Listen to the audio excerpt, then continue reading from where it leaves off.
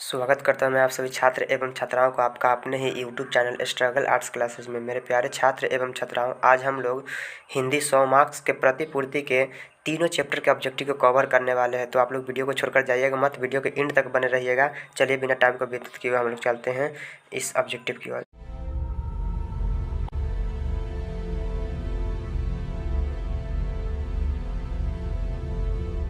देखिए, पहला प्रतिपूर्ति का जो पाठ दिया हुआ है, पहला पाठ का नाम है रस्सी का टुकड़ा, जिसके लेखक है गाइडी मोपासा। इसका हमने जो है अलग अलग चैप्टर बाय चैप्टर ऑब्जेक्टिव करा दिया हूँ। यहाँ पर हम तीनों चैप्टर को एक साथ कवर करेंगे, इसलिए इसमें ज़्यादा हम टाइम को व्यतीत नहीं करेंगे। देखिए, रस्सी का टुकड़ा, लेखक गाइडी मोपासा। लेखक का जन्म 5 अगस्त 1850 को हुआ था। इनका निधन 6 जुलाई 1893 ईस्वी को हुआ था। इनके जन्म स्थान की बात करें तो फ्रांस में 1870 से 1890 के बीच गाइडी मोपासा का लगभग 300 कहानियाँ, 6 उपन्यास और 3 यात्रा पुस्तकें जो है प्रकाशित हो चुकी थी। कविता की एक पुस्तक भी प्रकाशित हो चुकी है इनकी। कहानी विद्या का आधुनिक रूप देने में गाइडी मोपासा का स्मरणीय योगदान है। कहीं पूछेगा एग्जाम में कि कहानी विद्या का आधुनिक रूप देने में किनका स्मरणीय योगदान है, तो बोलिएगा गाइडी मोपासा का। अगला प्रश्न, गाइडी मोपासा को जो है आधुनिक कहानी के पिता माने जाते हैं। अभी एग्जाम में पूछता है आधुनिक कहानी के पिता किसे माना जाता है, तो गाइडी मोपासा को।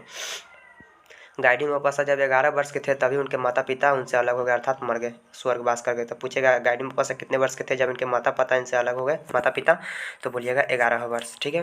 प्रश्न किसी तरह से घुमा के पूछे, बस इस पॉइंट को याद रखना है। गाइडी मोपासा फ्रांस और जर्मनी के युद्ध में भाग लिए थे। कहीं पूछेगा एग्जाम में गाइडी मोपासा किस युद्ध में भाग लिए थे, तो फ्रांस और जर्मनी। गाइडी मोपासा का प्रथम कहानी संग्रह बाल ऑफ भेंट थी। कहीं पूछेगा एग्जाम में गाइडी मोपासा के प्रथम कहानी संग्रह के नाम बताइए, तो बोलिएगा प्रथम कहानी संग्रह बाल ऑफ फेट। ठीक है ना। 1880 से 1891 तक गाइडी मोपासा के जीवन का सबसे महत्वपूर्ण काल था। ये एग्जाम में बहुत बार पूछा गया है कि गाइडी मोपासा के जीवन के सबसे महत्वपूर्ण काल कौन सा था, तो 1880 से 1891। गोदरबिल के चौराहे पर किसकी भीड़ लगी हुई थी, तो बोलिएगा लोगों की। गोदरबिल के चौराहे पर किसकी भीड़ लगी हुई थी, लोगों की। चलिए दूसरे पार्ट के ऑब्जेक्टिव को हम लोग कवर करते हैं। क्लर्क की मौत, दूसरा चैप्टर है प्रतिपूर्ति का, जिसके लेखक है अंतोन चेखव। पार्ट 2 है। लेखक है अंतोन चेखव। इनका जो जन्म है 29 जनवरी 1860 ईस्वी को हुआ था। इनके निधन की बात करें तो 15 जुलाई 1904 ईस्वी को हुआ था। इनका जन्म कहाँ हुआ था, तो जन्म स्थान कहाँ है, तो जन्म स्थान है टैगनरोग, रूस। ठीक है ना। कहाँ के थे, टैगनरोग, रूस के रहने वाले थे। इनका निधन स्थान कहाँ है, अर्थात कहाँ पर मर गए थे, निधन हुआ था इनका, तो ये जर्मनी में हुआ था। ठीक है ना। अंतोन चेखव क्या थे, तो अंतोन चेखव एक कथाकार भी थे, एक नाटककार भी थे। अंतोन चेखव एक अतुलनीय कलाकार है। यह किसने कहा, तो यह लेव तोलस्टॉय ने कहा। ठीक है ना।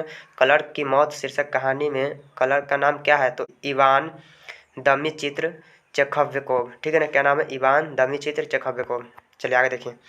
चेखव्यकोव ने जिस बूढ़े को पहचान लिया था वह कौन था, तो वह था यातायात मंत्रालय के सिविल जनरल ब्रिजालेव। ठीक है ना। आगे, महान रूसी कथाकार कौन थे, तो महान रूसी कथाकार थे लेव तोलस्टॉय।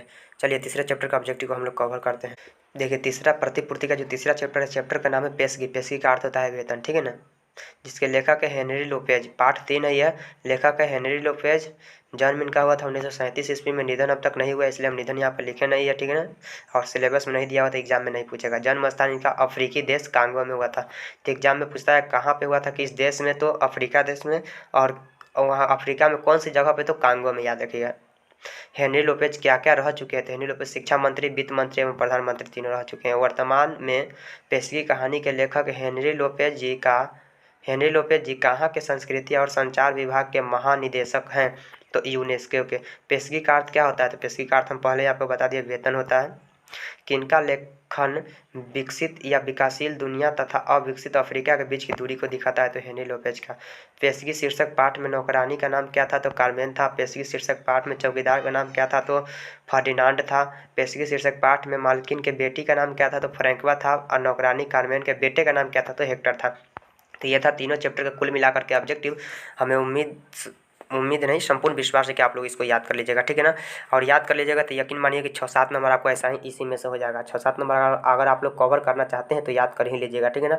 अगर वीडियो अच्छा लगा होगा तो वीडियो को लाइक कर दीजिएगा। चैनल पर न्यू होइएगा तो चैनल को सब्सक्राइब जरूर से जरूर कर दीजिएगा। वीडियो को उन लोगों के पास शेयर कीजिएगा जो अगले ईयर एग्जाम देने वाले हैं। फिर मिलते हैं अगले वीडियो के साथ। जब तक ले बाय बाय मेरे प्यारे छात्रों एवं छात्राओं, और जय हिंद, जय भारत।